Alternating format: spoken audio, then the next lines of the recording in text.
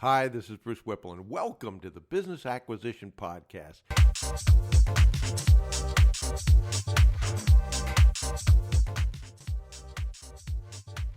This is where we talk about how to acquire an already profitable business rather than build one from scratch. In the past 25 years, I've acquired several businesses, and I've also built several businesses from scratch. And I can tell you that it's a lot easier to do the former rather than the latter. You may know me from my association with Dan Peña, who I've worked with and been partners with for more than 25 years. Dan is gracious enough to mention me quite often in his videos, and it's been a real pleasure working with Dan, and one of the few people that I call a true friend. And actually, we've worked on many acquisitions together as well. And even though I said it was easier to acquire a business rather than build one from scratch, that doesn't necessarily mean it's easy. I often say that QLA is simple, but please don't make the mistake of thinking that simple is the same thing as easy. It still requires hard work. This week I've had an awful lot of calls on how to finance a business or how to find an industry or how to find a deal. And it really drove home a point to me that it's incredibly important to obviously know what to do. But it's oftentimes equally as important, and I'd argue maybe more important, to know what not to do. So let's talk a little bit about that this weekend. I get that people are really anxious to do a deal. Why? They think that that's where their cash out will be. That's where their salary will come from. They'll finally be able to take some money out of the work that they've put in. And it's exciting to go after a deal. So certainly there's a real lure to say, I don't need to do the dream team. I'm smart enough. I don't really need to do the lawyers and accountants that we talk about that are part of your team. Let me just go out and find a deal, and then I'll be able to do that deal, get it financed, and everything will be okay.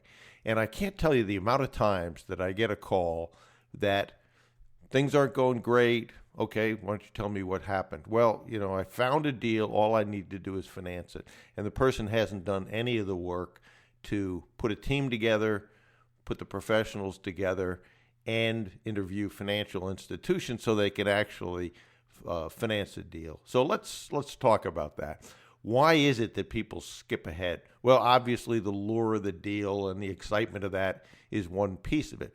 But the second piece of that is a lot of times people are just very, very uncomfortable about contacting people to be on their dream team. They're going after, as Dan would say, big hitters, and they don't feel comfortable talking to those people.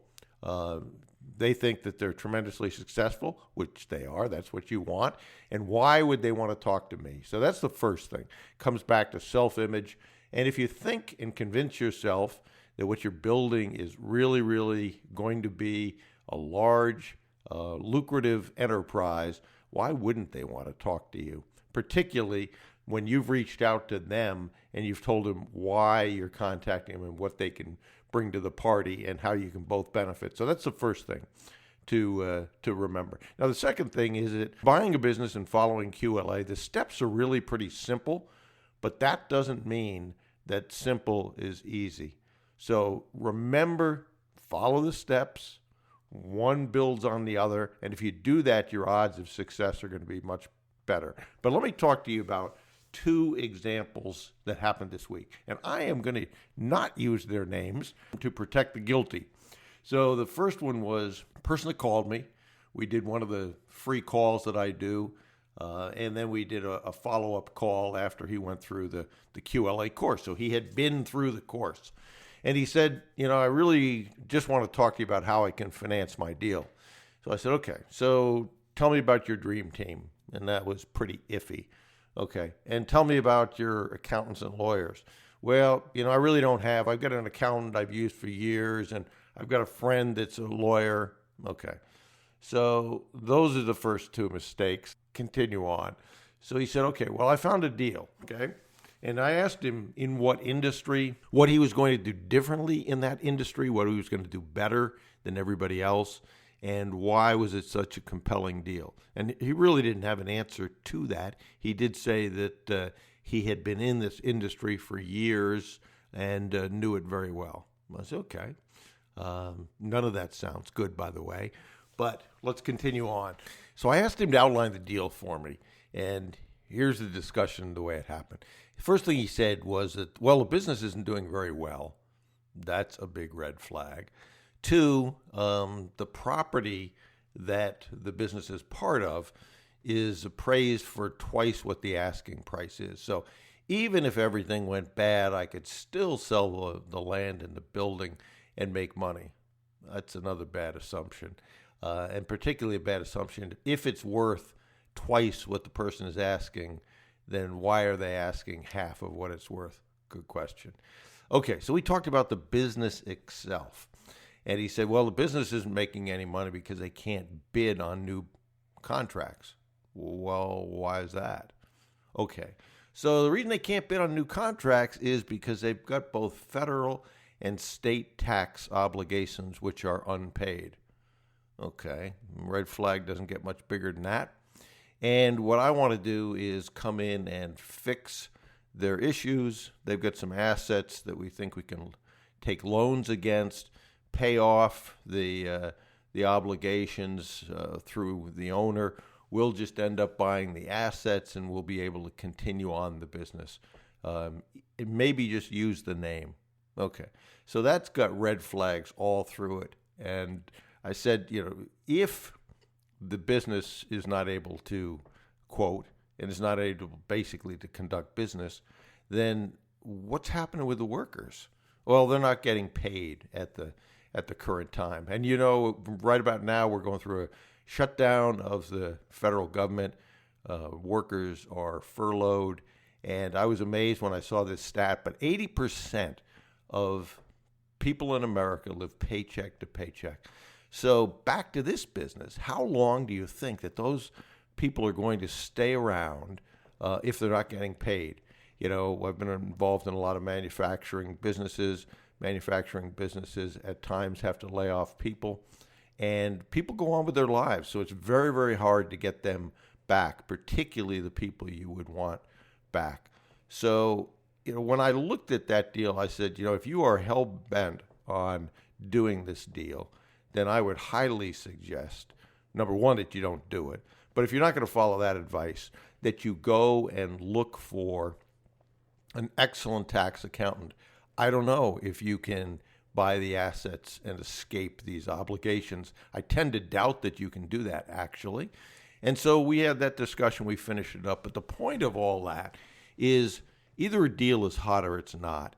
And QLA is not about taking a business that's broken and fixing it, particularly as your first deal. As you get better at managing, as you get better at running a business and you understand the pitfalls and you've seen them before, you can take on some projects that need to be fixed and do something. But you don't want that to be your first deal. If that's your first deal, the odds are that you're not that good at running this business, that you've probably missed things.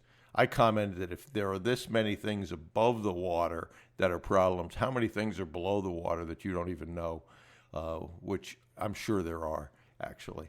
So take a look for deals that cash flow from day one, let you meet the debt service from day one.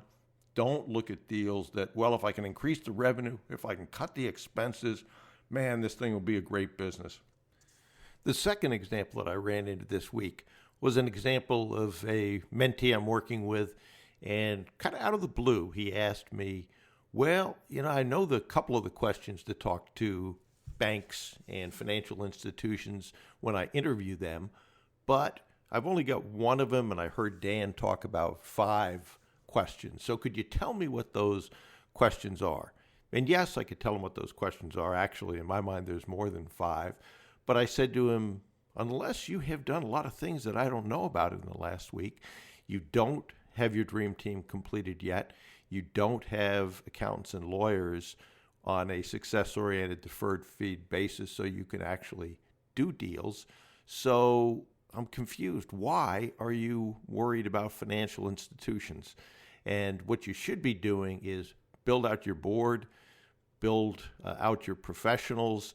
Then when you talk to financial institutions, it's just not you standing in front of them, but you've got an idea of what you want to do in the industry. You've got a great team around you, and they will be much, much more interested in listening to what you have to say. And remember, at that point, still, you are interviewing them. They're not interviewing you. And ultimately, you want to go through the process with financial institutions. But let's worry about that when you've got the base put together. It's like any other thing, particularly in sports. You don't put a team that's unprepared. You put a team together, you train that team, and then you go and hopefully engage in your first games or matches and win them. But you just don't jump to that stage and get thrown into the lion's pit. So the beginning work to build a team is critically important. So those are a couple things I saw in the last week that I thought just drove home the point of follow the steps. QLA has worked for 25 plus years. It's a system that Dan Peña created. He and I have been partners for just about that whole 25 years. I've been fortunate enough to be a reasonable portion of that cumulative wealth that's been created, the $50 billion. And it works. So there's no question that there's a track record there you can rely on. The steps, as I've said many times, are pretty simple, but simple does not mean that it's easy. So follow those steps, and I think you will end up in a much, much better place than if you jump the system, go to do a deal, try to get it financed before you've done any of the legwork, and end up having that deal cratering, which is something that none of us want to do. The other thing is, if you have a successful transaction, and if you've got the team in place, and if you know how to run that business, your ability to go to people, both acquisitions, financial institutions, and your professionals, and say, okay, we did our first acquisition, and it was tremendously successful.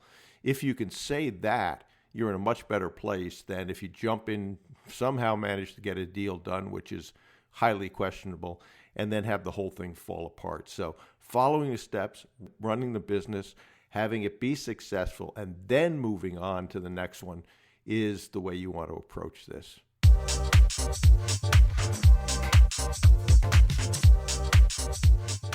Okay, so if you have any questions or comments or ideas for future episodes, please email bruce@brucewhipple.com. And if you're not already on our mailing list, head over to brucewhipple.com and sign up and grab any of the free reports. That'll put you on the mailing list. There is a lot of free information you can use to acquire already profitable businesses. This is Bruce Whipple. Thanks for listening to the Business Acquisition Podcast. And remember, you miss 100% of the opportunities you fail to take. And procrastination truly is the thief of time. So do something today, please. Your future self will be proud of.